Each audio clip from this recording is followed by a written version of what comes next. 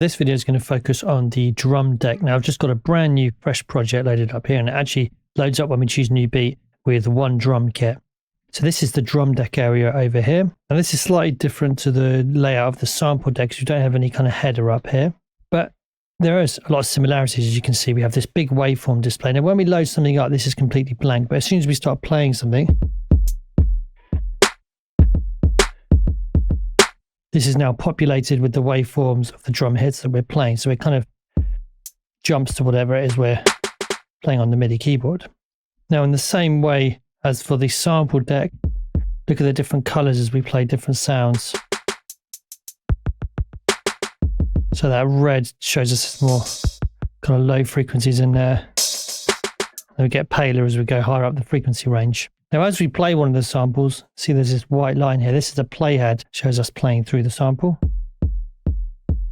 As you can see there. And we can also use plus and minus on the keyboard here to zoom in and out of the sample.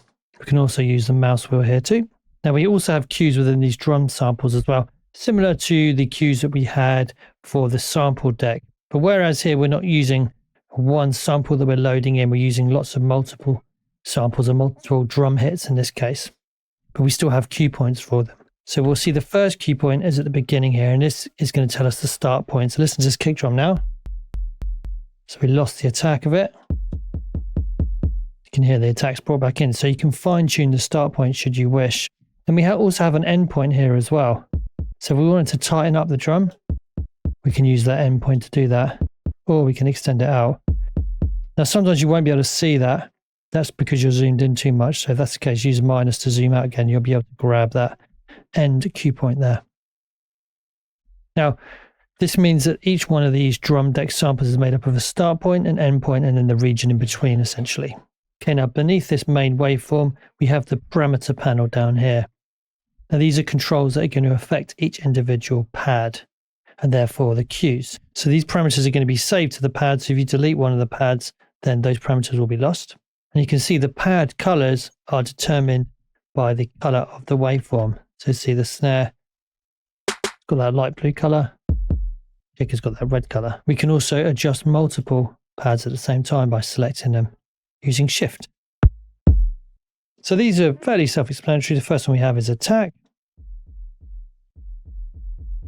It allows us to fade in the sample, and then release.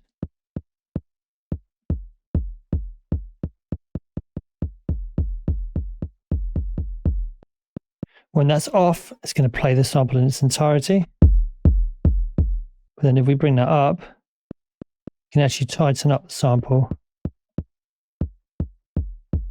It's kind of like dragging the end cue back. Then we have a fairly obvious one, reverse. It's going to reverse the sample. So it's playing from the end to the start. The next up we have this voice mode. Now this is going to determine the voice mode for the playback of drums in the drum deck. So if we wanted just to have a single cue playback, we use mono. If we wanted to play back multiple instances simultaneously, we could use poly. Then we have the ability to change the tempo of a cue. So this is going to be calculated against the deck, the project BPM. So we could quickly double the tempo. So let's try that on the kick drum. So halve it. So we're basically stretching and contracting the sample. And we can also do some percentages as well. Like so. Then we can also pitch the sample as well, which is really powerful. Definitely something that's worth playing with. Sometimes you have a sample which doesn't sound quite right, but you pitch it up or down, it can help separate it from the bass a little bit. So if the kick plays in a different kind of range to the bass slightly, then it can help separate them. So it's quite a good one to play with. Okay, then moving down to the bottom here, we have the pad tools menu. This allows us to select all, and we can delete from here, or we can change parameters multiply for all of our selections like so. And then we have a very cool feature, which is the keyboard mode. And this allows us to play any one of our samples up and down the keyboard, kind of chromatically.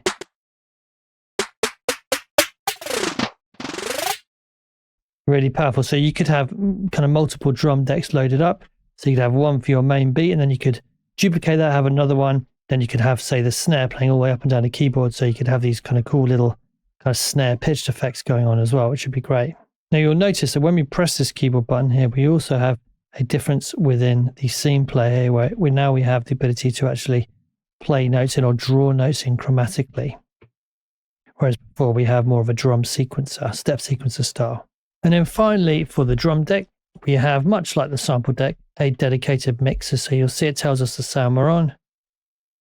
Select the kick, it jumps to kick. Then we have gain. We have a simple EQ, high, mid and low, a high pass and low pass filter, and then a pan effect as well. Whenever we use any of these, we just double click it, it'll reset them as well. And of course we have a volume output fader as well.